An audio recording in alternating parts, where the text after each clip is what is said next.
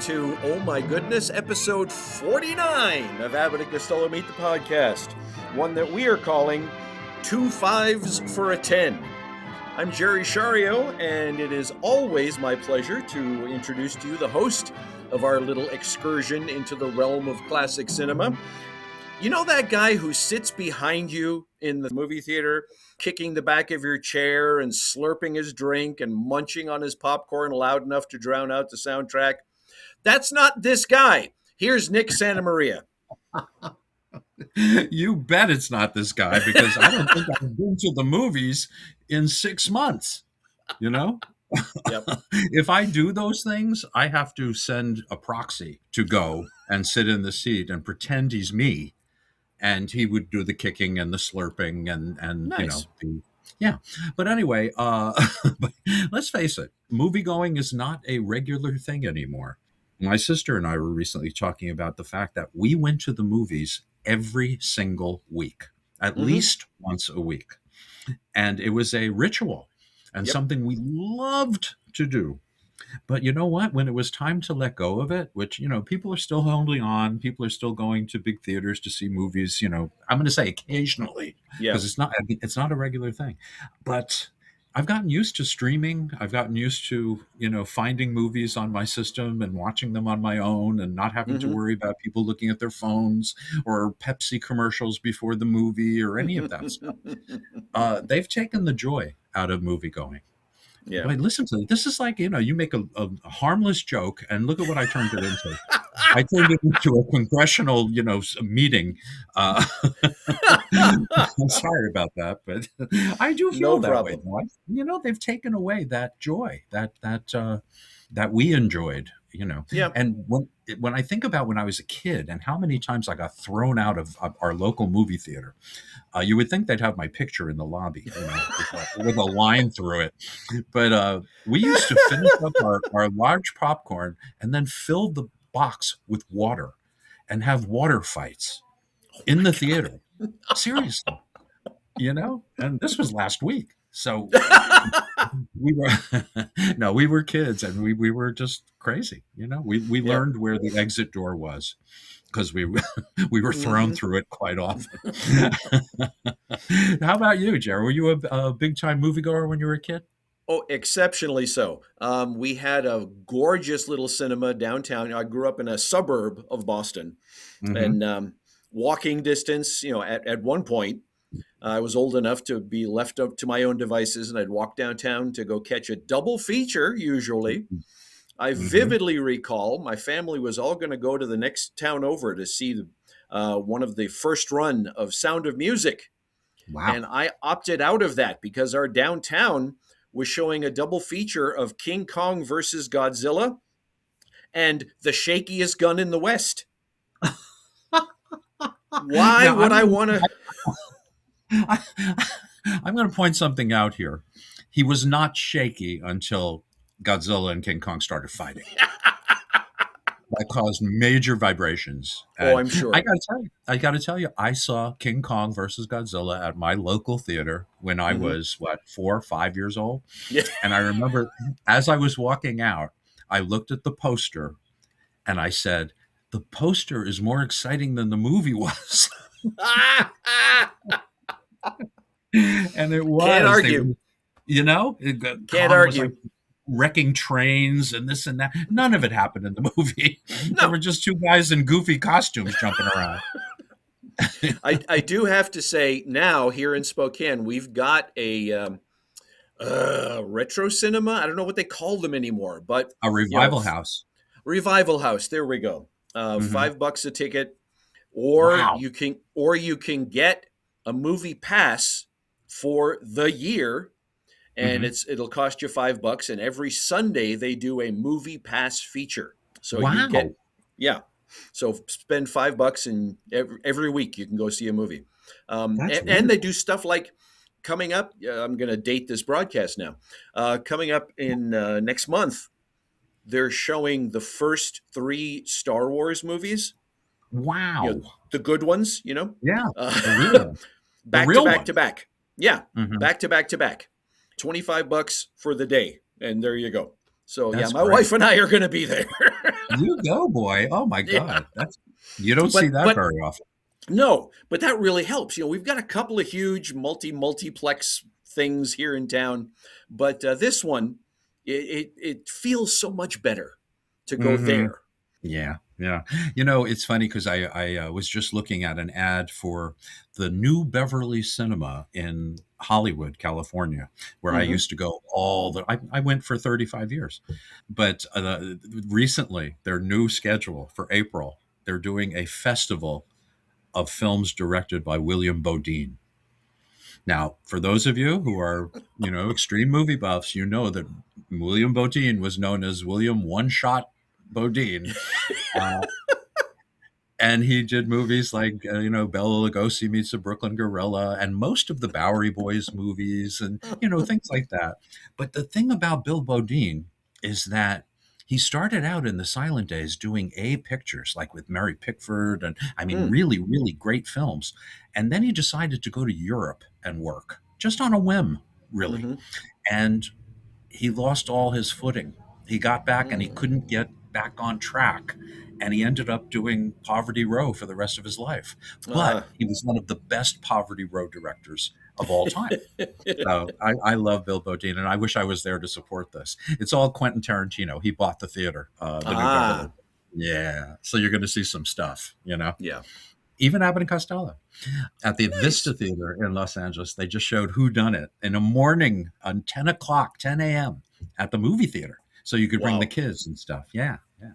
So that's pretty cool. So why are we calling this two fives for a 10, Jerry? I'm confused here. Well, because you and me, that's the two. Mm-hmm. We have each chosen what we consider to be our top five favorite Abbott and Costello movies. That's the Mm-hmm. five. Right. And you promised me $10 for recording this one. So there's the 10. Oh, okay. Oh, wait a minute. I'm calling my accountant. Hold on. See, it's moments like this that I wish this was a video podcast because the look on your face just then. $10. Are you kidding? But anyway, two I fives guess so. for a 10. There we For a go. 10. Yeah, makes sense. Makes perfect sense. So, okay, yeah, this is how we're gonna do this, folks. I'm gonna be honest with you. This was a rough week for whatever reason. It's just been a rough week for Mhm. me. And I know Jerry's been dealing with home renovations and lots of noise and things like that. So what we did was we chose a topic that we can just discuss without doing miles of research and all this stuff, because last podcast number 48, I did about 3 days worth of research. I had pages and pages, and I think I looked at two the entire time. And I thought to myself, I don't want to do this again. I'm sorry. I don't want to work this hard. But I did get a correction from one of our many people. And this is one I wanted to address. You have to understand that sometimes, I'll read something and it'll be stuck in my head and I'll consider it a fact. And maybe I should have researched before I did this, but it just seemed right. I had always heard that Hell's a Poppin' on Broadway was the longest running musical comedy until Fiddler on the Roof. I think it was 1971. It turns out that I was wrong. There were not several, but there were a few along the way that also Hmm. reached that 1,400 performances. Things like South Oh. Pacific, one of the most boring musicals ever written. Um, how they got 1,400, I don't know. But oh my, Yeah, I've done it twice. I agree with you on that. oh my Yes. God, oh my! Who did you play? Were you one of the I sailors? was Billis. Oh, Billis. okay. So you did the stomach thing. Yep. Yep. So much fun. Yeah, yeah. That character does the thing with the muscle, with his ab muscles, to the rhythm of the song that they're doing. Hmm. What is it? Honey Bun? I think it's Yep. Honey Bun. Yeah. Yep. Anyway, it's a boring musical. Um, But anyway, anyway, yeah. But anyway, moving on. But I was wrong about that. I apologize. And to be honest with you, I like your corrections. If I'm wrong about something, I'm not a goofball about it. I take it and I think, oh, good. I'm glad I know that now. So feel free to make any corrections or whatever, because Jerry's usually wrong. So what we're doing, so what we're doing is we are taking the 5 favorites from Jerry and the 5 favorites of mine. Jerry's going to give you his number 5 first. I'm going to follow up with my number 5. And we're going to go from there. Up to 4, 4, 3, 3, 2, 2, 1, 1. And that's that. So that's 2 5s for 10. So, Jerry, I'm going to hand the ball over to you to start out, and we're going to discuss this choice of yours. And why you chose Lost in Alaska is beyond me. I just don't get it. It's one of my wise guy friends on Facebook said, I can't wait to hear your dissertation on Lost in Alaska. Every crevice, every nuance. The feeling within me is that if we had chosen our top 40 favorite Abbott and Costello films, Lost in Alaska still wouldn't have made my list. So you would have froze it out. Yep. Yep. Okay. Number 5 on my favorites list has got to be Here Come the Co-Eds. Ooh. And I should have said this before I started, but I just want to remind people that, as Nick said, we're not doing a whole lot on this. It's opinions and why we like things. Full information on every one of these movies. Just go back, listen to the podcast, because we covered every single one of these movies, and Nick did extensive research on each and every one of them. And so maybe you can find something else to correct him about. Just stay away from my book. That's all. It's definitive. Okay, so that being said, Here Come the Co-Eds, my number 5 on my favorites list. Partially because one of the keys for me for a good Abbott and Costello film is not a lot of other things happening. I mean, we've talked about this in the past. The Andrews Sisters, I adore the Andrews Sisters. Love their songs. The music in general in a lot of their films. Good stuff. I'm watching these movies, however, to watch Abbott and Costello. Yes. And so in my list, you're going to find a lot of them that don't have a whole lot of other stuff. And that's the reason why. Here Come the Co-Eds, one of my favorites because of that. Because of the fact that they get to work opposite Lon Chaney Jr. in such a way that he just becomes this mountain of an imposition in their lives. Yeah, mostly in Lou's life. That's a great way to put it. Yeah. And so a lot of the stuff that the scenes that he's involved with, fantastic. Some of the physical stuff in this movie is incredible. Lou in the kitchen, trying to clean the kitchen. That alone is enough to credit this movie as being a favorite. And then the climax, the basketball game. Lou's dexterity on the court. I will admit, when I first saw this movie as a kid, even then, my first thought was, how did they shoot that? How did they rig that? How did they get that ball to go where they wanted it to? Then I learned a little bit more about Lou Costello, and they didn't have to worry about that. The world's shortest basketball pro. Yes. Seriously. He was incredible. And so, yeah, it's just overall, the entire package, well put together, and it just keeps moving, and it's always enjoyable, and I love me some Lon Chaney Jr. Oh, man, I don't blame you. They used him for the first time in this movie, and, of course, he came back as the Wolfman in Abbott and Costello Meet Frankenstein. But I couldn't agree more about this movie. And this movie also has... we talked about it in the podcast. Phil Spitalny and his all-girl orchestra featuring Evelyn and her magic violin.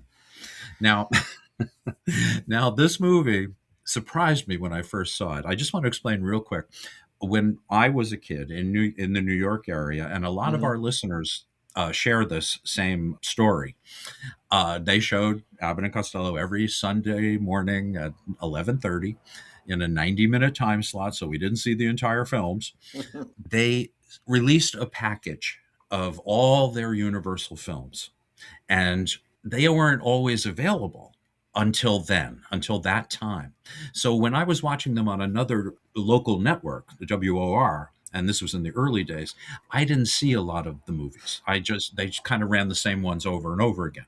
Hmm. When I saw Here Come the Coeds, I remember being a little disappointed because there was a lot of music in Yep. this short time slot. Now I'm talking about the cut down version that I grew Yeah, up yeah, with. yeah. They kept the musical stuff in and got rid of the Abbott and Costello stuff.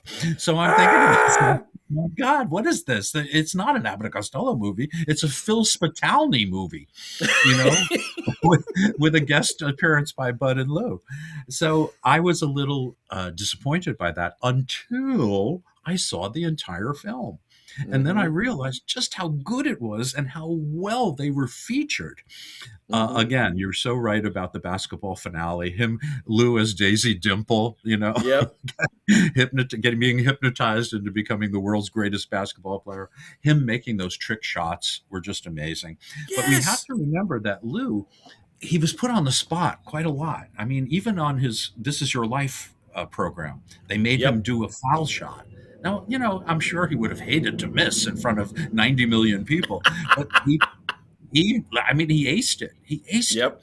Yep. And then when they were in Cuba, and I saw this at the Paley Center in New York when it was the Hmm. Museum of Radio and Television, I saw Yep. a Steve Allen show from Cuba, and they had Lou doing the basketball, and he made every shot.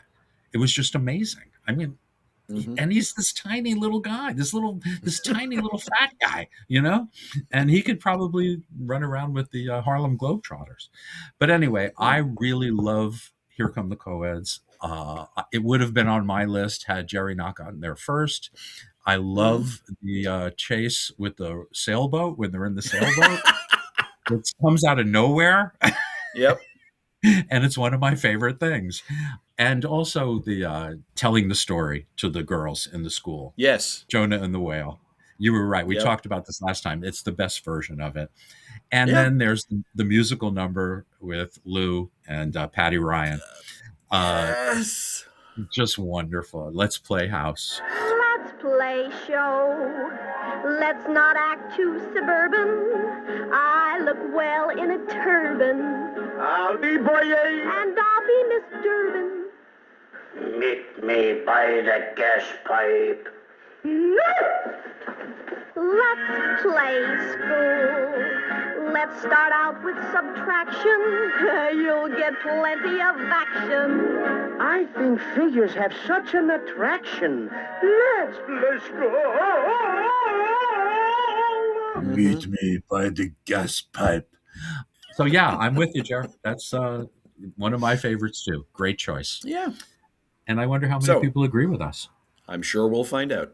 We will find out. Okay, I'm going to give you my number 5. Yes. And it might surprise you because it's really late in the day. It's Abbott and Costello Meet the Mummy.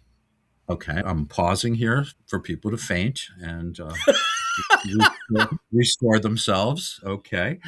I say that because it was their last film for Universal. It was their penultimate film before Dance with Me, Henry, and then them splitting up. It is so late in the game, yet they are wonderful. They Hmm. are back. When I was there's some Marx Brother movies that I can't stand because Groucho is not Groucho. He was Yep. directed by Eddie Bazell to ramp up his performance, become more energetic for the kids out there, because the Marx Brothers were like a nostalgia act by 1939. But Groucho Mm. wasn't Groucho. But then in the big store, after he made At the Circus and Go West with that different character, he was back in the big store. So the big store is a Hmm. special movie for me. I really like it. I Yep. feel that way with Meet the Mummy. The guys showed us that they were losing interest in making these movies for Universal. You could tell their minds were on other things. They were on television and business ventures, and they were dealing with the IRS and all this stuff. But I have to say, they're back. They're back in this movie. It might as well be 1942. That's how good they are. Yes, Bud is probably heavier than Lou at this point, due to his drinking. And Lou is as energetic as he ever was. They do some wonderful routines. They do pick and shovel. They do Hmm. the meat's on fire, which makes me laugh every time. And also the medallion, eating the medallion. Yes. one of my all-time favorite bits. So this is all in their second to last film. I mean, Mm-hmm. so it has to be on my favorites list. It's miraculous what they accomplished. They've got one of their best casts: Marie Windsor, Dan Seymour, Michael Ansara, Richard Deacon, Yes. right, as the head Yes. of the cult. And I kept waiting for Maury Amsterdam to run in and insult his bald head. You're someone only a mummy can love. But anyway, it is number 5 on my list. It's Abbott and Costello Meet the Mummy. I have to agree with you. In fact, I'm looking at my notes here. I had just written down a mess of titles and then went back and numbered my top 5. And Mm-hmm. Mummy is on my list. I was, that close to actually Right. putting it into my top 5 for all those same reasons. Yeah. Because it was a throwback. It was, oh my gosh, they still have it. It was all of the things that you said.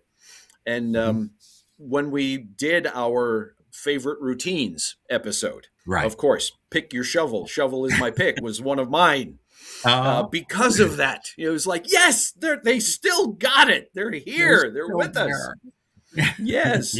Mm-hmm. But yeah, for all those same reasons, excellent. And I hate to keep coming back to this. And again, I love the old music, but this one has fewer musical interruptions. Mm-hmm. Mm-hmm. Because again, when I see an Abbott and Costello movie, I want to see Abbott and Costello. It just burns my biscuits when the TV does, like you said, hey, we need to cut down the runtime of this movie. Well, take out the comedy. Yeah. What the heck? Check out Jonah and the Whale. Yeah.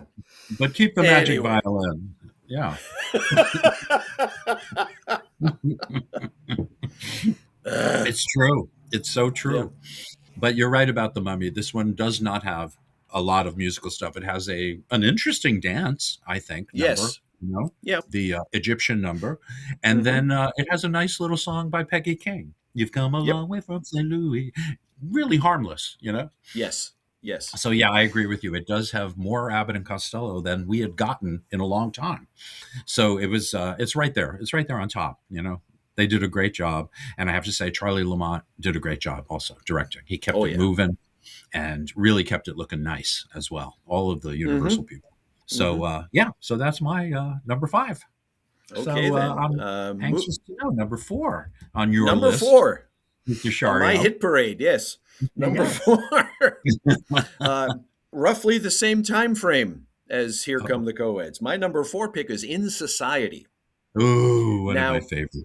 Yeah, of course, I'm sure most of our listeners are well aware of the backstory on this movie, the timing in their lives, and when this film was made and what have you. And it's just so well done on so many levels, not the least being they pulled some old routines. They came up with some new routines. They came up with some routines that other people had done forever, and then they did them and did them better. To further explain, actually, before I further explain, another reason this one sticks with me, when I bought my first Super 8 sound movie projector. Was it a Revere? No, actually it was a UMIG. Oh, yeah, those are even better. Yeah. Oh, spared no expense. The first film that I purchased at the same time was Knights of the Bath, which is the bathroom sequence from In Society, the plumbers at work. And that's what I was referring to, because by this time, everybody and their brother has done some type of plumbing gags, plumbing slapstick. Right. The Stooges did it to death, actually. But there are moments in this scene, in their plumbing escapades, just moments that are pure Bud and Lou and come out of nowhere. As an example, the shower head is busted. The water's squirting out. Bud's got, looks like a pillow, a floor mat that he's holding up against it. And Lou is standing on one side, and Bud's telling go get the wrench. And Lou, instead of getting out of the tub and walking, he goes to Bud and says, "Excuse me." And Bud takes down the pillow, gets the water right in his face as Lou walks by. And then, It's little moments like that. Yeah. Or Oh when, God. before it all goes, to heck, Yeah. the water is spurting up through the drain, and Lou sits on the rim and starts taking off his shoe. Why are you taking off your shoe? I don't want to get my shoes wet. So he takes off his left shoe and then throws his right foot into the tub to get some pressure against the plunger. Things like that. I love that. I love that. So that a song that I can never get out of my head. No doubt about it. No, I no mean, no doubt doubt it, doubt it. Yes, I uh, mean, no doubt about it. That song just uh, sticks with you, and it's great. It's a great song. It's well done. But the top of the list for this movie for me mhm. is the Susquehanna Hat Company. Oh, please. It steals the movie. Yes. If Castle Films had had that segment out at that time, that's what I would have purchased with my new projector. Uh, So you had a but sound again, projector. it's yes, I did. I had inherited a silent 8mm from my dad. Well, Right. inherited. He gave it to me. Um, Right. but of course, I've got to get sound. What's the point of watching some of these films without the sound? True. Is weird, Yes, watching it a silent is. Marx Brothers. I used to have all the Marx Brother ones. This is Mm-hmm. War, Pigskin Capers, Yep. and Monkey Business, all of those. And it's so Yep. weird watching them do silent comedy, with subtitles. It's weird. It's Yeah. very strange. But again, I have to agree with you about In Society. And I know what you were bringing up. This was right after Lou's illness and Mm-hmm. losing his son. And he came back. He came back for this movie. And Yeah. boy, oh boy. I mean, really, he was back. It wasn't like we were watching this depressed little man. We No. were watching a full-bodied Lou Costello performance, and he's terrific. Yeah. I In agree with in you. much That song, in much the same way that the day of, that wonderful radio broadcast of their show was his first broadcast after his illness, the day yep, that his son had that accident. And that very day. you listen to that episode, you would never know that Mm-mm. anything was going on. No, that's a pro. That's a real Yeah. pro. But anyway, he that movie, number one, I love no doubt about it. I mean, no doubt about it. Mm-hmm. I love that they do a version of "Go Ahead and Sing" with the cop and the Yeah. taxi cab with the horn. I mean, this one's loaded with Yep. great routines. The Susquehanna Hat. Now, here's the thing: in our book, the annotated Abbott and Costello, we had to clean up some of the myths spread by a previous book from about 35 years earlier. And Mhm. one of those horrible mistakes that book makes is that Lou Costello came in one day and said to the director, I believe it was Gene Yarborough, he said, "We're doing Susquehanna Hat." And he's like, "What?" He goes, "Yeah, we're doing Flugel Street." But Lou, there's no room for it. It doesn't make any sense. You just can't draw. We're doing it. So Lou got dressed up. He bullied the director. He bullied everyone around him. He got Bud to agree. They went in. They shot it in one take, and that was that. No, Mm. you know what? It was in the script. We have the definitive book about Abbott and Costello. So there are the annotated Abbott and Costello. Okay, so that's Flugel Street was all part of it. Caused Yep. all that trouble with the Joey Fay who claimed ownership of it, and I think he got some money out of Universal suing them because he was the latest person to copyright it. So Okay. they had to give him something.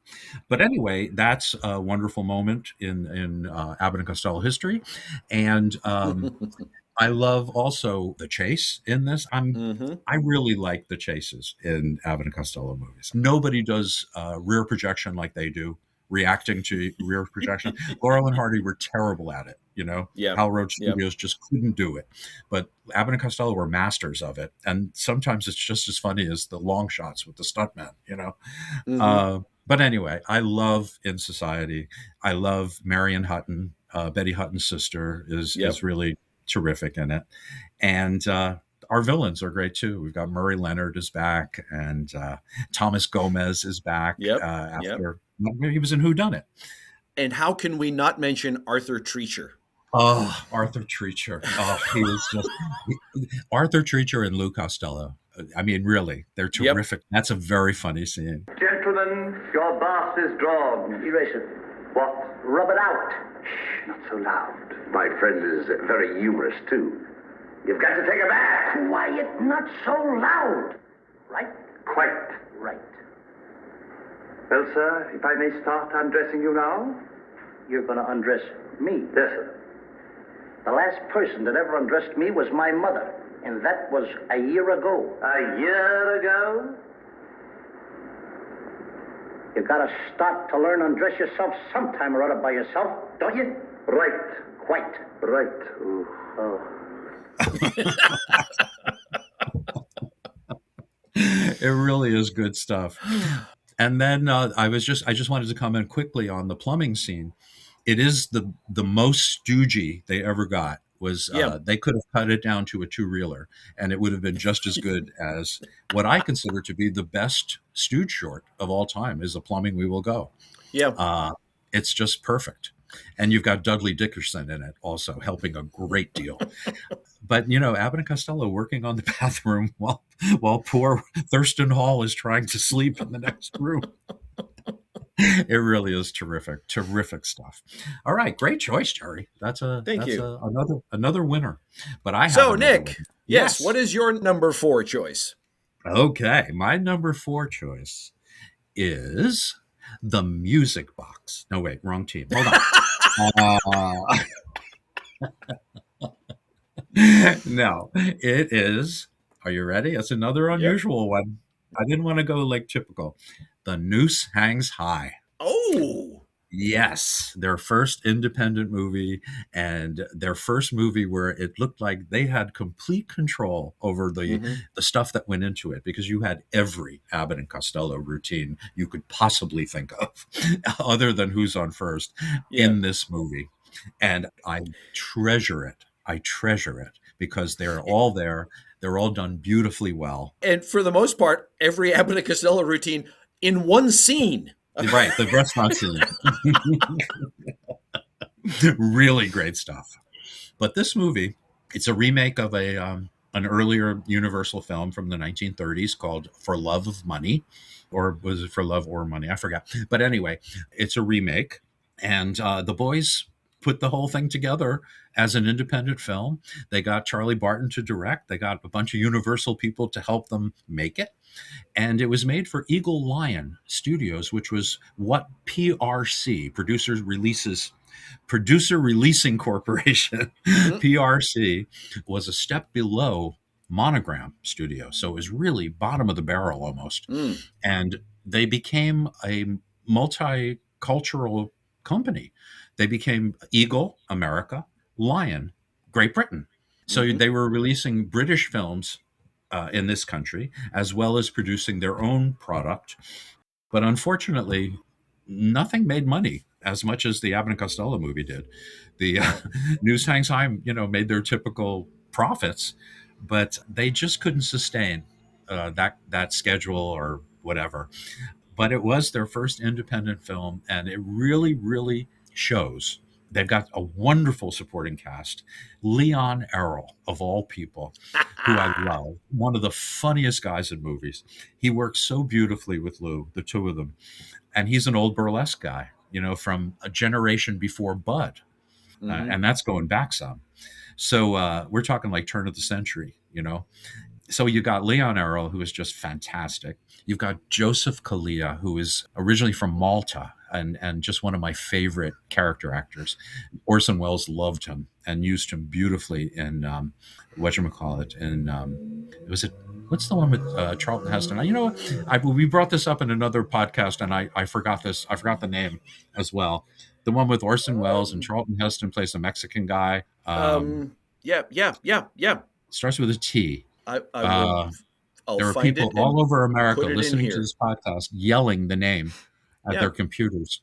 So I'll find it later and edit it in right here. So there we go. Okay, great. And we'll both sound like we're geniuses. Yeah, which we are not. Not even close. But anyway, this Touch of Evil. Thank you. There we go. See, I don't have to edit it in later. No, you don't. But do it in my voice. If you can make it my voice. Yeah, so we pretend that I thought of it. Oh, Touch of Evil. Yeah, I used to call my dentist that. But anyway,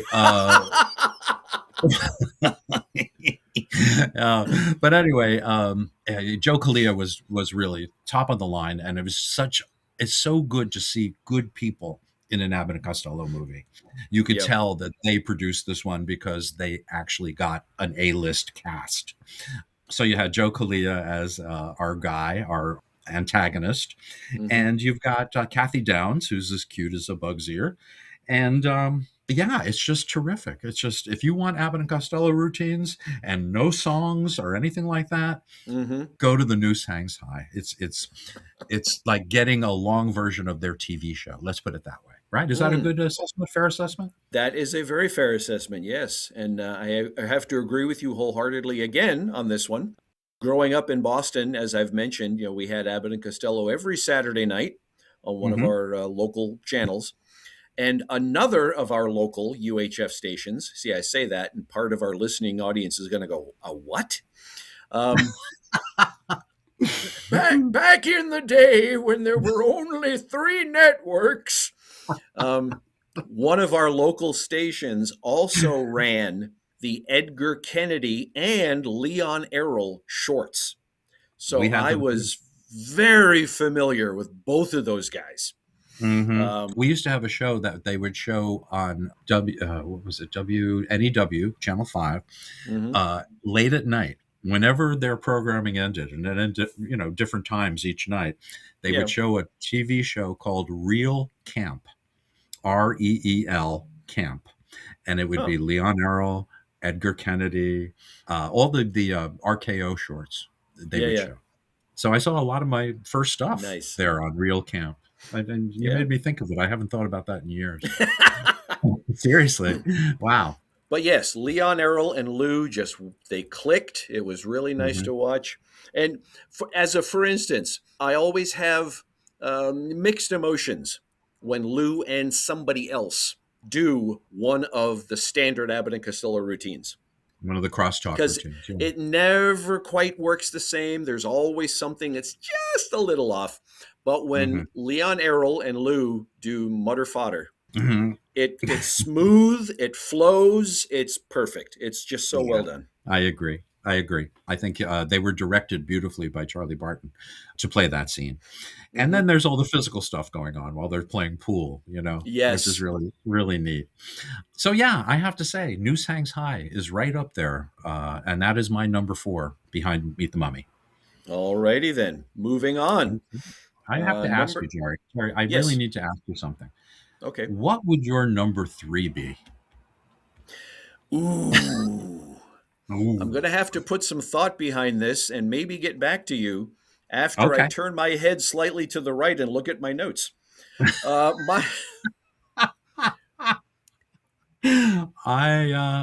I'm ready.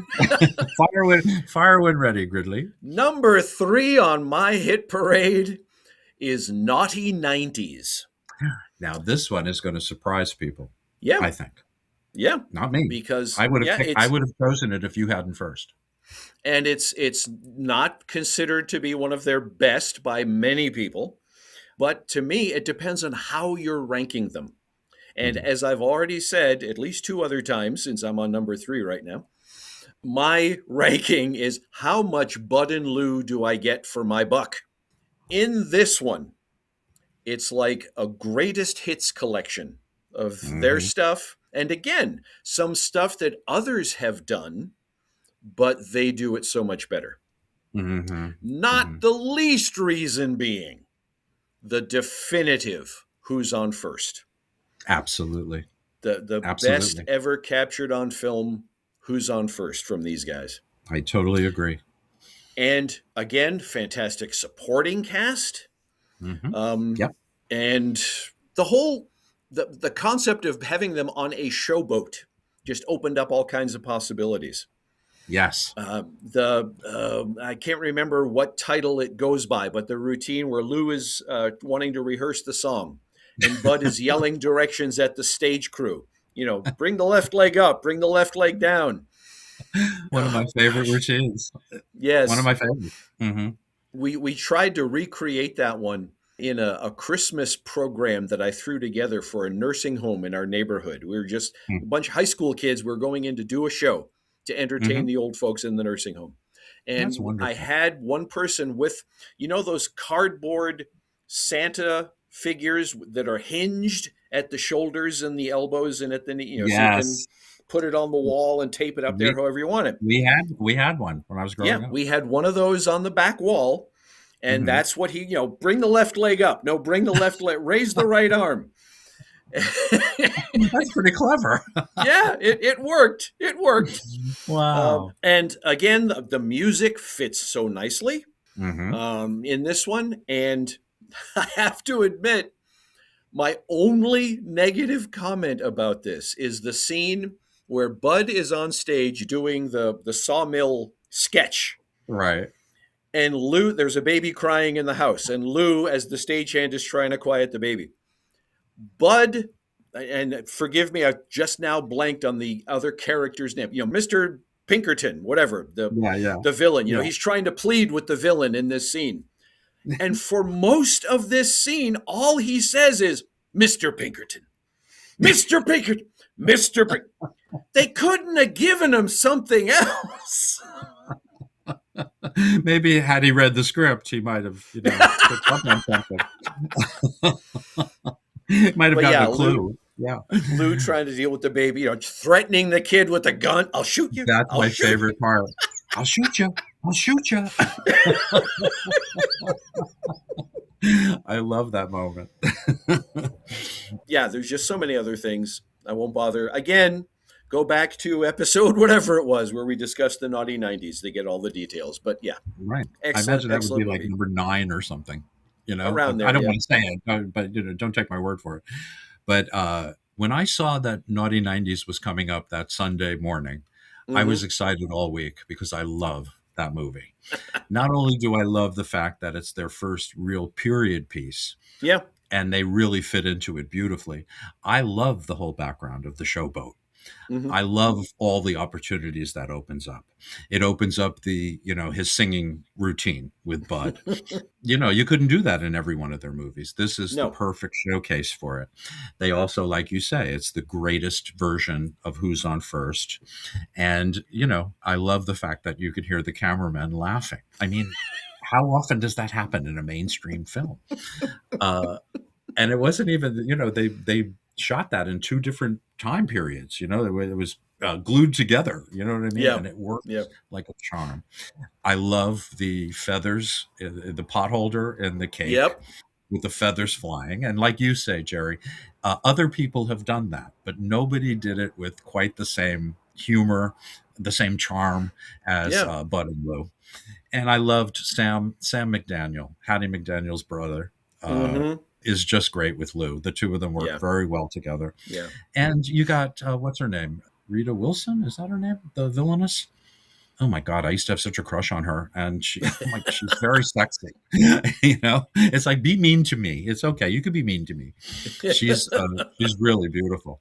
Yeah. And you've got Joe Sawyer, who is just out of control in this Oh, movie, having the yes. time of his life. He's so silly in this movie, and he's a villain. He's a silly villain. And then you've got what's his name, Alan Curtis as the Alan I think Curtis. so. Yeah. Yeah, who was kind of on his way out at this point. He was just a little too hard to handle. Mm. But again, you've got so many great routines in this movie. You've got them at the roulette wheel doing, their money routines. You've got some great stuff of them just trying to sneak into the gambling casino with Jack Norton as the drunk. I mean, there are definitely wonderful moments in this. I even like the music in this one. The period songs that they actually were from the turn of the century. So I really like that. In fact, I really love this movie. I think it's very underrated as far as their films are concerned. And if you haven't seen it recently, I really would give it a chance. There's a lot to recommend to it. And the final chase with Joe Sawyer around the boat is just a riot. It's just hilarious. And you've got Clarence the Angel in the movie. What more do you want? Right? You've got Henry Travers. Yep. Yep.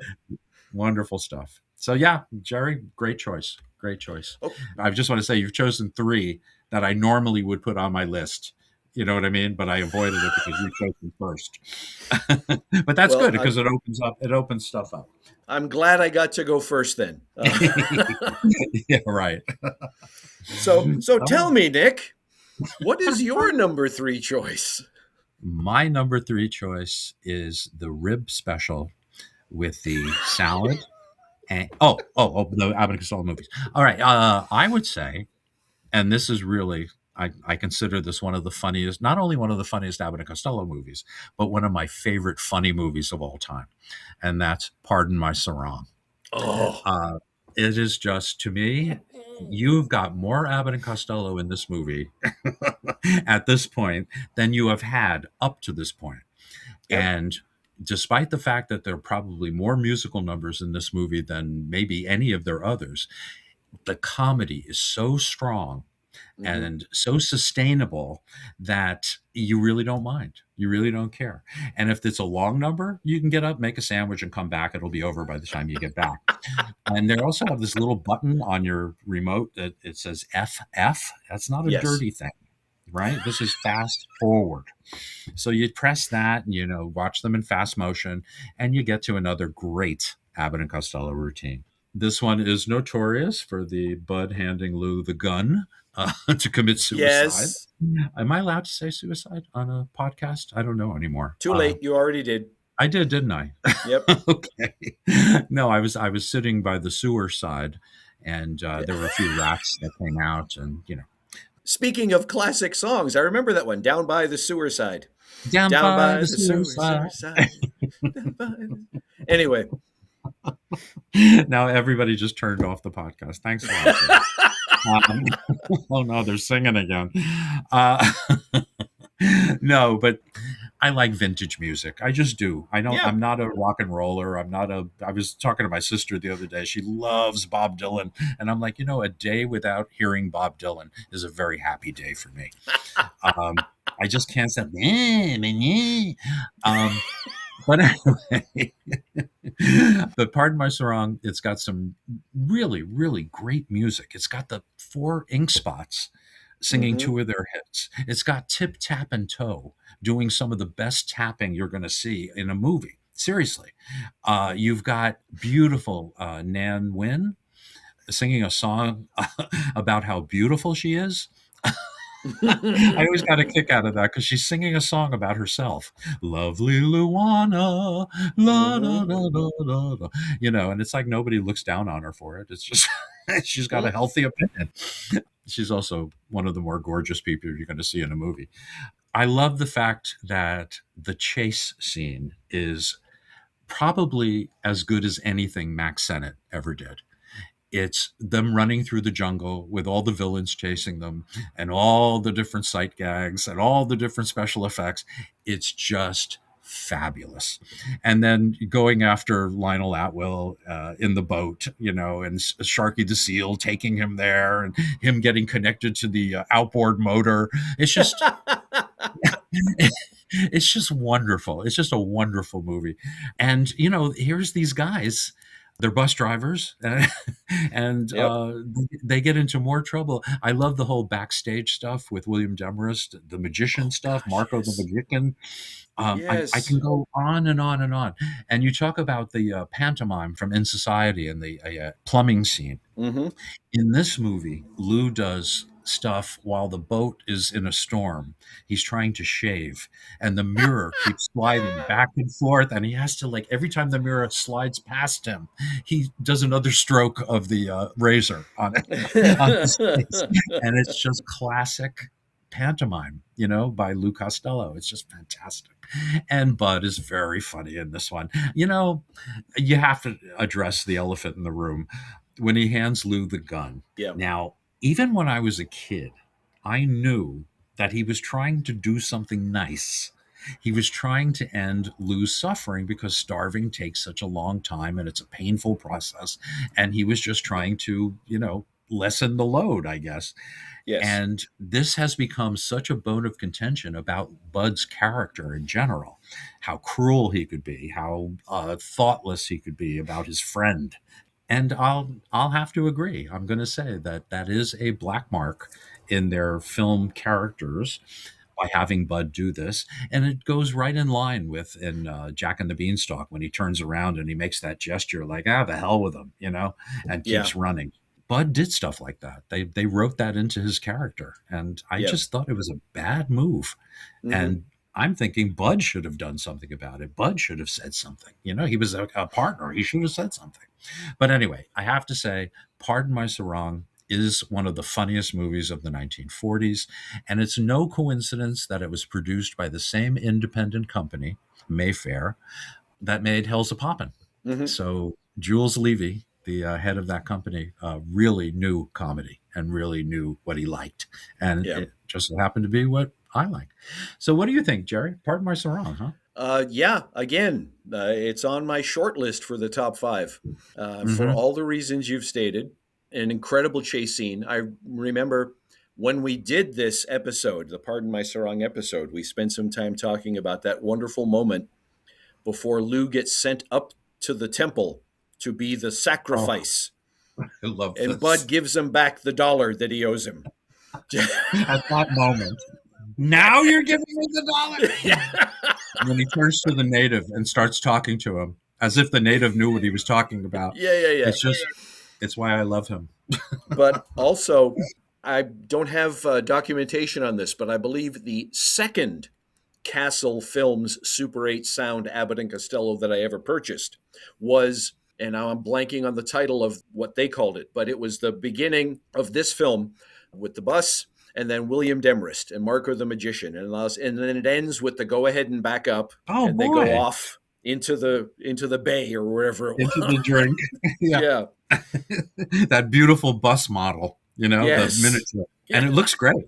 It was great. very well done, yes. Well, they had But great miniature department at Universal. Really But great yeah, stuff.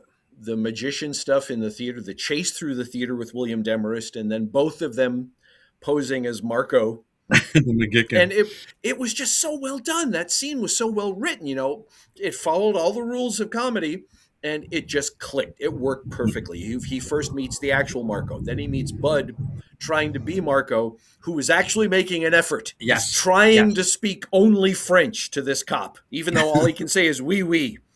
And au revoir, au revoir. Yeah. And then Lou comes out as Marco, and it just all goes to hell right there. It's every man for himself.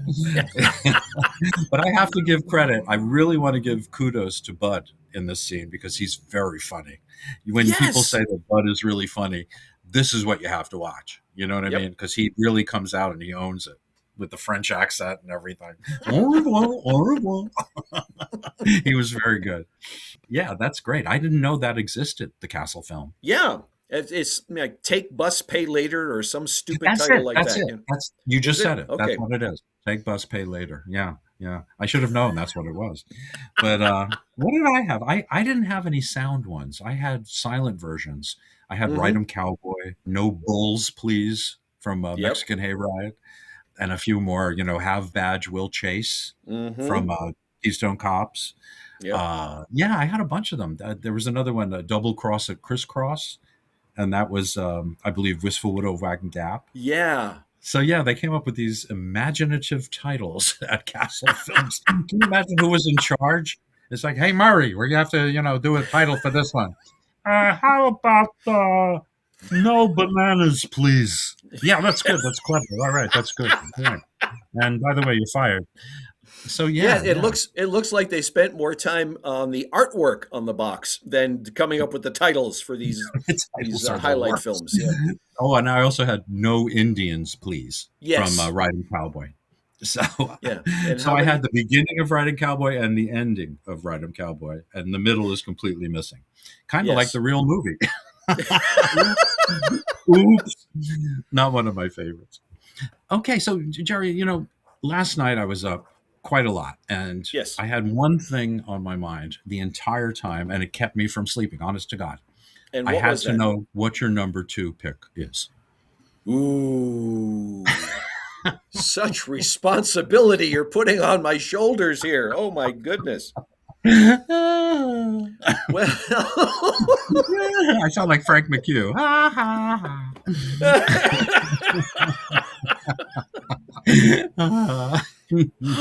okay. My number two, Mm-hmm. this might come as a surprise to some people, but my number two all-time favorite Abbott and Costello movie is kind of a period piece as well. Ah, It's Time of Their Lives. oh, a beautiful movie. It is a gorgeous movie. It is. It is. Just from step one, the whole concept, the storyline, the way they play it, it's just, I hesitate to call any movie a perfect movie, Mm-hmm. but this one comes awfully close. It is close to being near perfect. Yeah. Near perfect. Yeah, I agree. You've got well, first of all, the whole concept of the two of them not working as partners. Right. And looking back on it, I get the impression that maybe they, Universal wasn't 100% sure about this, because in the first part of the movie, when we're back in colonial America, Mm-hmm. they do work together. They do Yes. kind of work off each other a little bit. Mm-hmm. Yeah. And then it all happens. We now have two spirits in the well. And Mhm. then, all bets are off from there. Mhm. They're unwell. But yes, but watching Lou, and oh my gosh, I feel so ill prepared right now. The leading Mhm. lady, Marjorie Reynolds. Marjorie Reynolds. Thank you. I just Mhm. blanked on her name there. Cute, When cute. Lou and Marjorie Reynolds just click, they work so Uh-huh. well together, and Mhm. the relationship is genuine, almost to the point when they do the gag of the two of them running across the room toward each other. They go through each other and change clothes. I love That that. almost seems like an imposition, because their relationship up to that point was so wonderful and so, like older sister, younger brother kind of thing, Right. And then we Right. get this gag. Don't get me wrong. It's a great gag. Oh, it's one of the best. It's one of the best in the movie, I love it. And talking about Bud, if you had any questions about just his acting ability, this movie is a beautiful example of just how good he was. Mhm. And how funny he was. Yeah, as the psychiatrist, he's Dr. desperately trying Greenway. to understand, first of all, figure out this whole ghost thing. Is this real? Am I hallucinating? And then, why me? Why are they angry at me? What did I ever do? I love when he's upstairs talking to himself. Yeah, stay It's calm, wonderful stay calm. stuff. Yeah, that's wonderful. As he's taking pills, Yes. he's wonderful. He really is. Truly wonderful. And from what I read, it was his favorite performance of his. And I don't blame him. Rightly so, yes. The special effects, again, are marvelous in this. Mhm. Everything from the ghosts dematerializing and materializing, the changing of the costumes, and Mhm. one who always tries to figure out, how did they do that? Mhm. The section where they're trying to drive off the grounds. Bud has been arrested. He's in the Right. backseat with Donald McBride, Mhm. and Lou gets in the car. Right. And so they can't leave the grounds. But it just looks so well done. The car goes through the gate at a good clip, it seems like, and then Mhm. literally bounces back again. Yes. It's Yeah. so well done. Uh-huh. Uh-huh. And do you remember what I told you during the episode? How they actually manipulated the car. Okay, you didn't see anyone driving. No. Bud and Donald McBride were in the back seat. Yep. And supposedly the ghost, Lou's as the ghost, Yep. was driving. There was a guy, a Universal technician, probably on John Fulton's crew. He was responsible for all the special effects. He did The Invisible Man, John Fulton, a genius. He had the guy underneath the seats, laying down with his feet towards the engine. And he was working a wheel that was all the way back as he was laying down. This was all underneath the seats. Wow. So, so they went all out to create this car to fit this guy, this, full grown guy, Yeah. and then have him drive from a laying down position. So, it was pretty brilliant. Pretty brilliant. And it holds a couple of places, being really the best of the two non-team movies. that they did. Yes. You know, better Yes. I than love Little Little Giant, Giant. Yeah, but but this is this one better. works better for me. Yes, for me too. And For me too. growing up in Boston, I have to confess, you know, the colonial thing grabbed me right at the beginning. Uh-huh. Uh, Yeah. I get it. yeah, Yeah. and Yeah. yeah, just literally no interruptions in this one. Just Again, a near perfect film. yeah, Benny Barnes. Oh my gosh. Oh, she's so good, Benny Barnes, and Donald McBride is hilarious, and Yep, and God, I have to just keep. Gail Sondergaard yep. as the maid. She is just wonderful. Melody, melody. When you see it coming out of her, Yeah. you're in for a treat. And I'm gonna go out on a limb here for my final point. In my opinion, the best final beat of an Abbott and Costello movie. It's The beautiful. gag that they go out on, it just could not be better. It's beautiful. It's just Yeah. beautiful. And I'm thinking to myself, as we're discussing this movie, I don't think any of the other comedy teams, and I'm talking about Laurel and Hardy and Martin and Lewis, I don't think either one of them ever made a movie as good as this.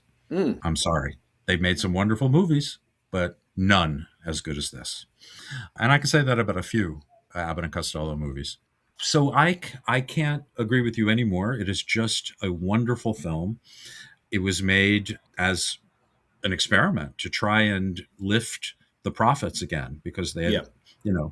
they had released 9,000 Abbott and Costello films to the public up to this point, and they were getting a little tired. So yeah, I can understand why they took such a left turn and really tried some other stuff. Now I could see how Little Giant might turn people off a little bit. It's very sentimental. There's serious spots to it, whatever. People who don't like pathos, tend to talk down about it. I like it. I think it's an excellent film. But Yeah. this one improved on those points. It's still got some sentiment to it. The ending where they say goodbye, where Melody and Lou say goodbye, it makes you cry. It's a really sweet moment. Yeah. And then the special effects as he's walking up to heaven with the stars, it's beautiful. It's just Yeah. beautiful. Yeah. The musical score is just gorgeous. The cast, number one, A1, they're just fantastic. No weak links at all. The script is near perfect. It's like, and they even kind of fit a tiny little chase in at the end with the car. Yeah. With Bud in the back. He's handcuffed and he's bouncing around in the back seat. And then when the car hits the tree and Bud goes flying out of the car, that's pretty cool. Yes. Something I hadn't thought about till just now. Little Giant gives the impression of being a Lou Costello movie that Bud Abbott was in.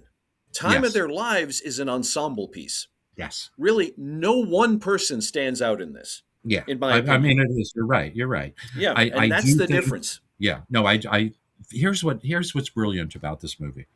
You do have Lou with a new partner. Yes. It's Lou with Marjorie Reynolds, and they work beautifully together. It's fantastic. But unlike Little Giant, where they kind of threw Bud a couple of bones, to play two parts, in this movie, they made it equal. They equaled it out. They gave Bud, first of all, a great villainous part at the beginning. He's terrific. He's terrific. You hate his guts. That's how terrific he is. And then in the latter part of the film, in the more modern, they wrote him a beautiful part. They wrote him comedy. They wrote him funny. Yeah. So they got it right with this one. And I think that's the main improvement over Little Giant. And you called it, Jerry. This one is not just a Lou Costello movie. This is like you say, it's an ensemble piece. Maybe Lou and Marjorie are the stars, more than anyone else. But Bud has an incredible opportunity, and he takes full advantage of it. And he's spitting out the pits. He's eating it all. He's just he's fantastic. He's just fantastic. Certainly. So, now, Bud, you're not going to be playing a typical role. What do you mean? Get out of here!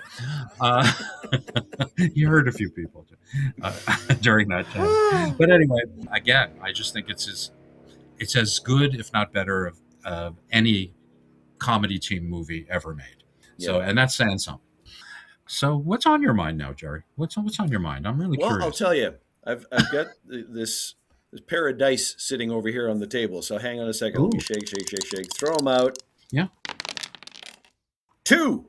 It's a 2. So Nick, why don't you tell me what your number 2 pick is? Oh, okay. Well, I think I can do that.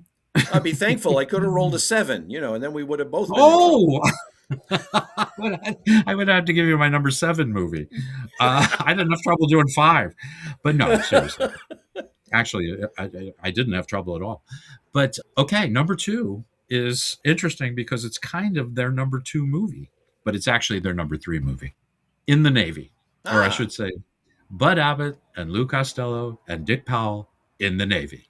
Mom, I want to go see Bud Abbott, Lou Costello, and Dick Powell in the Navy. I'm sorry, I missed the middle of that. What were you saying? The world's longest title. Theater marquees weren't big enough to put all that up there. No, this one, the marquee was hanging down, on the end.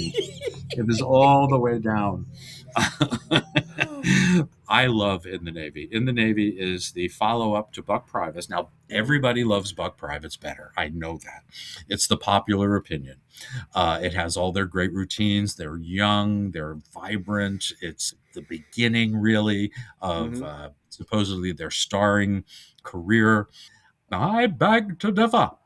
I feel that there's still comedy relief in Buck Privates. Yes, they've got a lot of stuff to do. They have a lot more to do than they did in One Night in the Tropics, but they're still secondary to the plot. The plot is still the main thing. You have to care about the cockamamie, chauffeur with the millionaire and, the pretty girl and blah, blah, blah, blah, blah. And then you had the Andrews sisters who are wonderful. I don't fast forward through the Andrews sisters, that's for sure. But it's questionable as far as a starring film. And Jerry, like we pointed out when we went over Buck Privates, at the end, it's Alan Curtis and Lee Bowman are at the top, or Lee Bowman and Alan Curtis, and then Bud Abbott and Lou Costello. Yep. So they weren't sure. They weren't sure yet. And it shows. To me, it shows. Then they rushed In the Navy into production. They shelved Hold That Ghost, and they shot In the Navy. And this was one of the new ones for me. I'm holding up my quotation marks. When they started showing the package on the Sunday morning broadcasts in New York, I had never seen In the Navy before. I was maybe 13 or 14, and it was a revelation. To me, it was their first starring film, as far as I'm concerned. And they had really big supporting players. Dick Powell was a big star. Claire Dodd and Dick Foran, they were all from Warner Brothers. This was, major. But they were the stars, regardless of Dick Powell's, hubris or what's the word, gravitas. In spite of that, Bud and Lou were the stars, and they went places they hadn't gone before. Lou admonishing Bud, at one point, and Bud being, shocked. I can't believe you're saying this to me. And then he gives him a little tap on the shoulder. Lou hits Bud. Pomeroy, you hit me. And it's like a whole dramatic moment. It's just wonderful. And you had Lou with a love interest, Patty Andrews, and even the plot, even the Dick Powell, Claire Dodd romance, is fun. It's a what's the word I'm looking for? It's like a screwball comedy inside an Abbott and Costello movie, and it works. Yeah. It works alongside them. You see that, right? It's like you really do get into Dick Powell's problem. He wants to be invisible. He doesn't want to be, Russ Raymond anymore, the famous singer. He just wants to be a gob, cleaning the decks. And Claire Dodd sneaking on the ship, as the reporter, taking pictures and all that stuff. Anyway, I just think it's terrific. And I think their material is just as good as Buck Privates. Their energy level is fantastic. Shemp Howard has more to do. It's just so much fun, and definitely my number 2 on this list. What about you, Jerry? What do you feel about In the Navy? In the Navy. Other than the fact that title got ruined forever for me by. Well, we're not talking politics. Well, no, even prior, just the song, the Village People doing that song, Right, way back right. when it first came out. It was like, no. That's an Abbott and Costello movie. You can't do Right. that. No. No, no. Imagine they did the real title. But Abbott and Costello, Dick Powell in the Navy. I don't think it would quite work out rhythmically. I'm not sure. Hi. Otherwise, yes, I am in agreement with you. Buck Private's definitely not a starring feature for the two of them. Mm-mm. Very much the comedic relief. A lot of comedic relief. To this day, that boxing scene is one of my all-time favorites. Oh, yeah. But in the Navy, yes, it was their movie. Yes. And you got the feeling that Dick Powell was along for the ride. Yes. As opposed to Buck Privates, where you felt like they were along for the ride. And it's true. It's very true. Yeah. I understand the concept of them wanting to immediately do another military one, since Buck Privates did such fantastic business. It was a good choice, putting them in the Navy, a lot of opportunities. I got to say, one of my all-time favorite jokes ever. Hey, Smokey, get a load of this picture. What is the ship that these guys are working on? Look at that. That's a hell of a ship. You're telling me. What is this that they're working on? Oh, look, please don't annoy me. You're telling me. Yeah.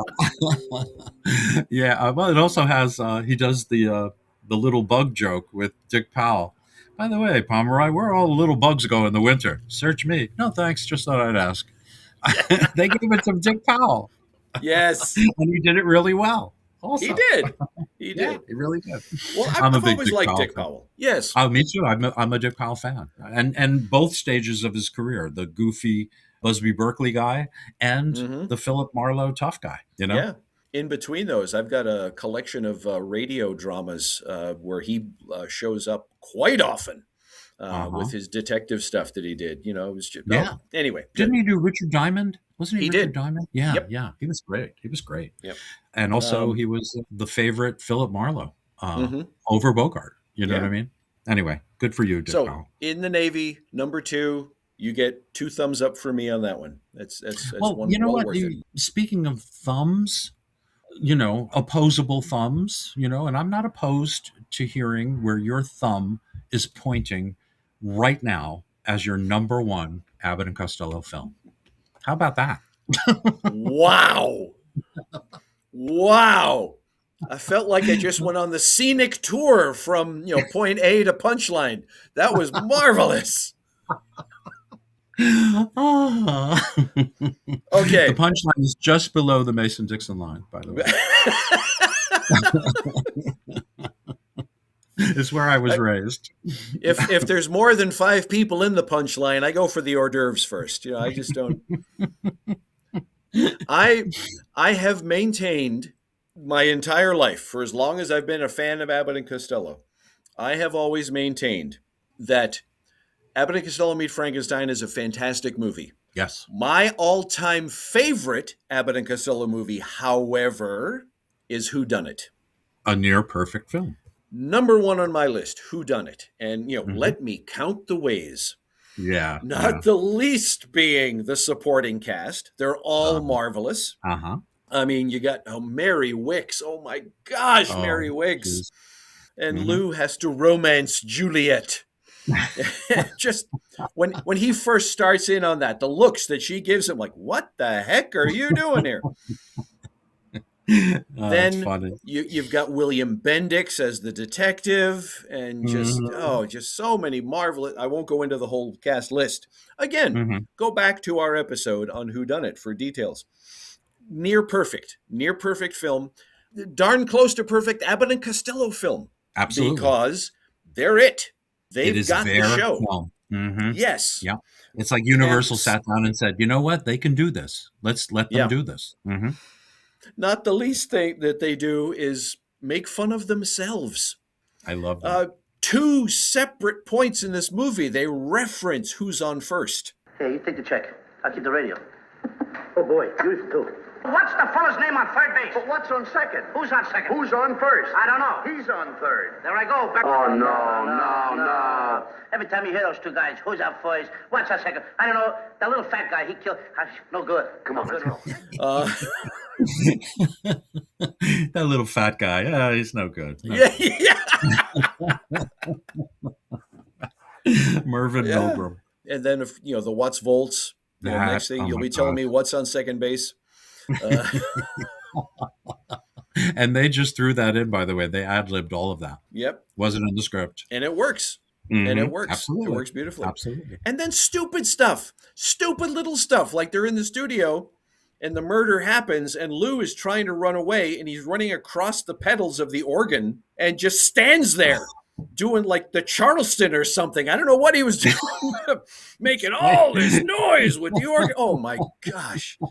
He's playing it with his butt. Yeah. He's sitting in different parts of the keyboard. So he's making all this noise. It's very funny. Oh my God. It's a great movie. How about the whole finale? I was going to say the climax of it, the electric sign that he converts into a message, Mm-hmm. So well done. And then they pay it off with the end, Right. It's a very clever ending. The final shot there. Yeah. Yeah. It's just so good. So, and it's my favorite. It is my all-time favorite. If anybody said to me, I've heard a lot about this Abbott and Costello, what movie would you recommend? That would be my first choice. It doesn't contain Who's on First. It's not Abbott and Costello Meet Frankenstein, but still, it would be my first choice to say, watch this one. Uh-huh. I think you're right. I think it's a perfect representation of who they are.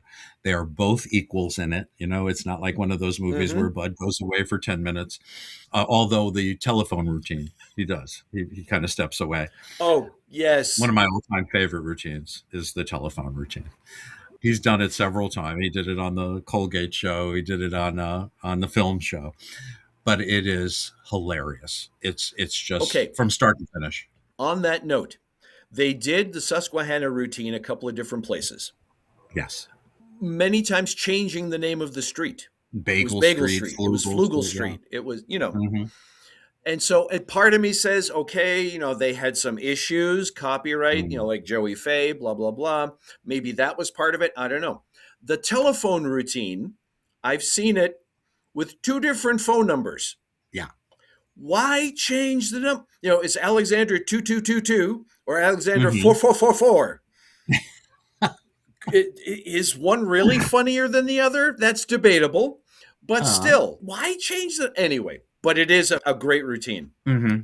And I love how they did it on the Colgate Comedy Hour with the switchboard operator right there. Right there. Right, exactly. Because in the movie, obviously, he's on the phone in the phone booth in the drugstore, and then the operator is at her station at the phone company. Right. But doing it live like that, you had the both of them right there, and it worked beautifully. Yeah.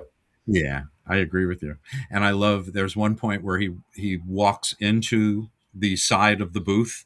I mean, head first, he really hits it, but he breaks it during the Colgate show. It breaks. And he starts laughing. It's so funny. It's just, that's why I love the Colgate show. It's just things like that going wrong. Oh, yeah.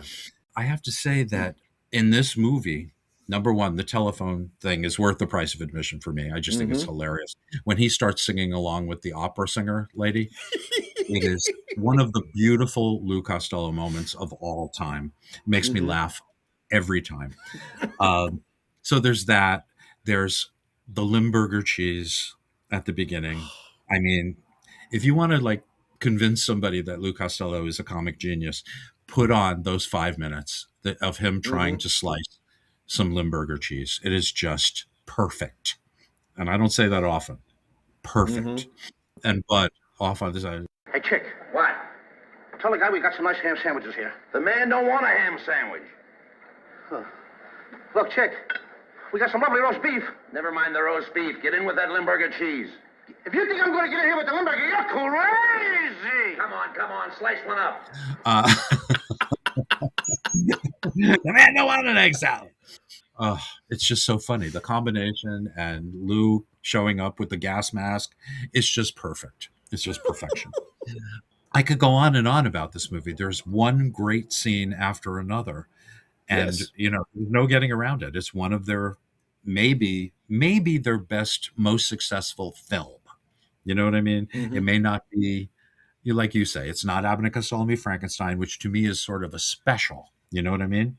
Yeah. And this one was made while Abbott and Costello were on the factory. They were making, Universal was a factory basically. They had a set amount of movies they made every year, and part of them were the Abbott and Costellos, and Yeah. that's how they were made. They were like meat, like pieces of meat, so that they came up with this amazing movie in the middle of all that Hmm. factory farming Hmm. is just miraculous to me.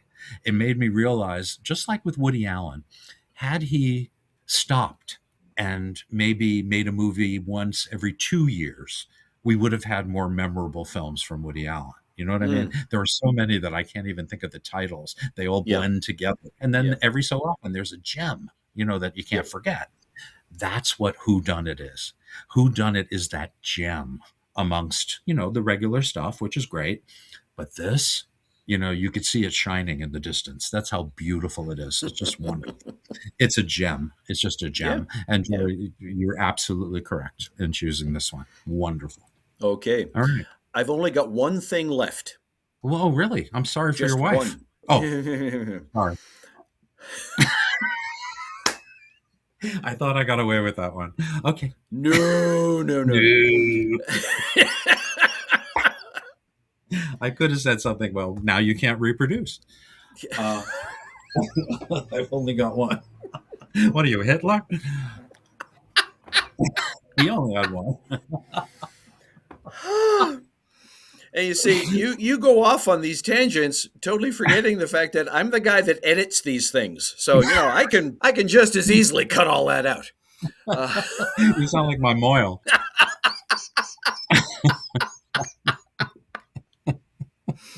An Italian Jew, interesting. Okay, Grew up on Long Island, please. yeah, there is No. that. I actually grew up in a town called Massapequa, and we called it Mazza Pizza Oh, jeez. because it was Jewish and Italian. Yep. Oh Huh? my gosh. Next time Anyway, I'm on Long Island, I'll have to try to get to get to Mazza Mazza Pizza. Pizza. Go to Phil's Pizza and tell him I sent you. Anyway, as I was attempting to say, Yes. I was attempting to come up with some ingenious way of saying, "Hey Nick, what's your number one choice?" But since I can't seem to do that, I'll just say, "Hey Nick, what's your number one choice?" I like the last way you said it. That better. It was Okay. Anyway. I had something there in place, and I realized that you had already chosen movies I would put at number one. In fact, Ah. I would probably put Who Done It as number one, Mhm. although on my list in our book, The Annotated Abbott and Costello, the definitive story of Abbott and Costello's films, I put Abbott and Costello Meet Frankenstein, and I meant that. I Mhm. think that's their greatest film, and I Mhm. think it's the most special. I think it's the most influential. I think in some ways it's the funniest because you have such great contrast between the villains and the heroes, which is essential for a comedy. And not everybody knows that. Not everybody's done that. But I had to choose Abbott and Costello Meet Frankenstein as my number one favorite Abbott and Costello film. It always will Mhm. be. You talk about near perfect films. It has one gag that I don't approve of. One, and everything else is perfect. So Yeah. that's my near perfect review. And it was just the joke when the monster gets scared of Lou and Yes. Bella is her dubbed actually under his cape. Don't do it, I'm frighten you. It just, right Yeah. at the top, Yep. they had to like suspend that, what we Yep. knew was danger, complete danger. So anyway, that's my only qualm about this film. And that's something in a 90-minute film. Mhm. It's like, that's it. Otherwise, Yeah. it looks beautiful. It plays beautifully. It Oh, yeah. moves like crazy. You could watch it again and again and again and never tire of it. There's so much going on in this movie. And if you're a monster kid like I am and like Jerry is, Mhm. you thank the Lord for this movie. You get to say a fond farewell to your best friends. They're, I don't know about you, Jerry, but for me, it's modern mythology are those Yeah, Universal films. yeah. It's our modern mythology.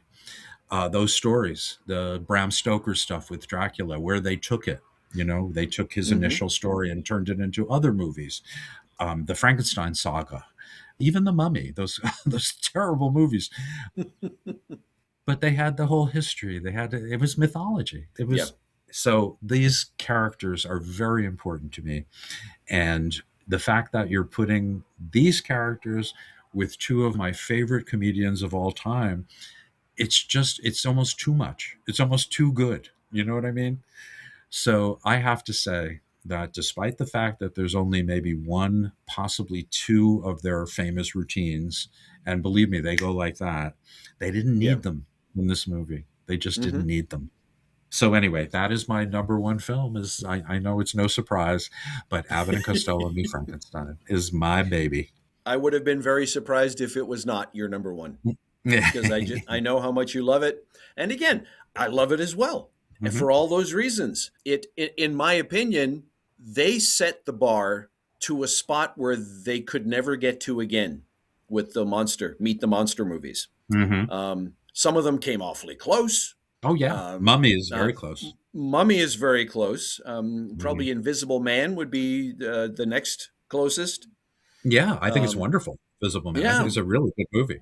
yeah. It almost made my top five, by the way. Mm, Invisible gosh, there's just so much in Meet Frankenstein. Man. And again, as has been said by many people, the fact that for the most part, the monsters are treated as they should be Yes. throughout the movie. And then Hmm. the point you just brought up, how gorgeous it looks. I mean, it was filmed beautifully, Hmm. and you get that feel, that flavor. It reminds me of when Mel Brooks was about to start shooting Young Frankenstein, and Yeah. he insisted that it be done in black and white. There's a reason. Hmm. There's a reason. It just grabs you immediately with that old monster feel and flavor.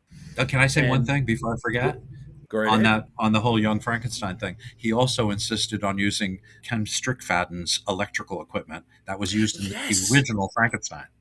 So we get to see Yes. that again. It was like an old friend, you know? Yeah. It just added so much to that feel and flavor of the film. I don't want to say nostalgia, but yeah, in essence, that's Yeah, what it it was. was. Yeah. Yeah. And the other thing, when people ask me, so Abbott and Costello, is that better than Young Frankenstein? Well, let me put it this way. When Gene Wilder approached Mel Brooks with his idea of this Young Frankenstein, Brooks' knee jerk reaction was comedy horror movie, been done. Abbott and Costello, you can't do better. Yeah. There you go. Yeah, but he was right.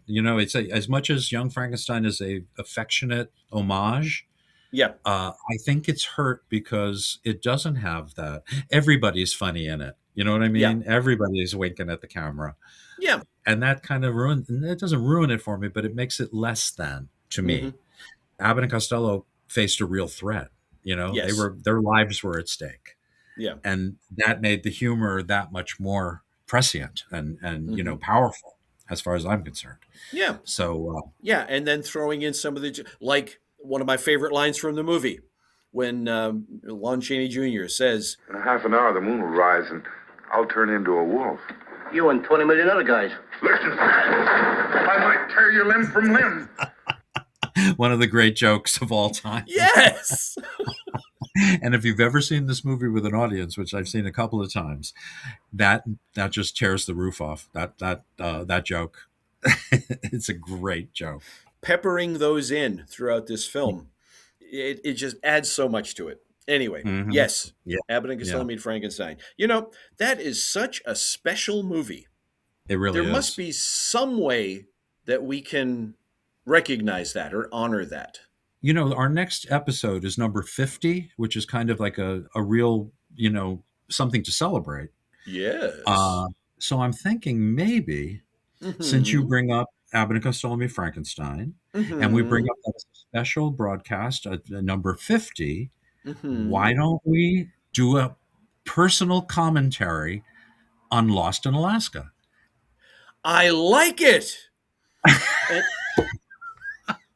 and then once that 10 minutes is over with, we can do something else. You have 10? Oh my goodness. I was thinking like, 2.5, maybe 3, 3.25. In my opinion, if we just do you sleep for 2 hours and then I'll sleep for 2 hours. If we just do that Right. one scene, then you're Oh done. no, and I like the roulette scene too. Oh, yeah. Or is that the roulette wheel? That's very Yes, good. that's a good one too. Okay, so I But guess other there's than something in there. But There's a anyway. couple. Matthew Coniam, my co-author on the annotated Abbott and Costello, the definitive book about Abbott and Costello's movies, he says in the book that there's not one Abbott and Costello movie that he doesn't find at least something to recommend. And I agree with him. I don't think they Yeah. ever made a movie that I'm embarrassed, to look at, or I wouldn't recommend, or whatever. Yes, there are ones that are definitely better than others, but I think he's right. I don't think, I feel the same way about Laurel and Hardy. There's such wonderful moments in each of the movies, that you have to admit they're really on their game, and they're funny, and they're whatever. Here I go. Yeah. I'm not in love with novels. So hey, our little experiment kind of worked. Our 5 plus 5 equals 10. Okay, well, this has been really good. Like I told you at the top of the podcast, I really didn't have a lot of time to do research this time around, which Jerry will tell you. I generally spend 2 or 3 days making notes.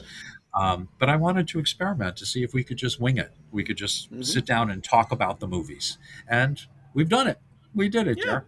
We did. Okay. Now they can let us know if we did it well. Yeah. Oh, now you're living dangerously. I know these people. I know them. And, it's so funny. One person made a correction, or some kind of correction. Yeah. And I just answered by saying, "Glad you enjoyed the podcast. Thank you." And that was it. So I didn't mention the mistake or whatever it was. But, it's like, if you're going to write to us, at least, boy, I enjoyed it, or I love the podcast, but, you know what I mean? I just think that's a better form. We can take the criticism better if you put that little bit of sugar, that spoonful of sugar. But regardless, I appreciate the corrections, because, sometimes I forget. And, I appreciate more than anything my partner, Jerry, in this venture, because you're the one that makes it happen. And I appreciate that very much. Thank you so much, my friend. And I throw the compliments right back at you. This whole thing really was pretty much your idea. And I feel like I'm along for the ride and enjoying every minute of it. I don't feel that way, but I feel like you are an equal partner. And even when you're not talking as much, that people don't realize what you do. The producing, the editing, making the sound right, everything you do. I do most of the research and most of the yammering, but to me, it's equal. It's equal. So take credit, my buddy. Take credit. Okay. So, ladies and gentlemen, we want to thank you for tuning in on another Abbott and Costello Meet the Podcast. The next one is number 50. We are officially middle-aged, and we will be doing a commentary as we all watch Abbott and Costello Meet Frankenstein together. Won't that be fun? Yeah. So everyone, have a wonderful couple of weeks. And Jerry, again, thank you so much for your time and effort and humor and skills. And ladies and gentlemen, thank you again for listening in. Be sure to listen to the next one, because it's going to be kind of special. All right.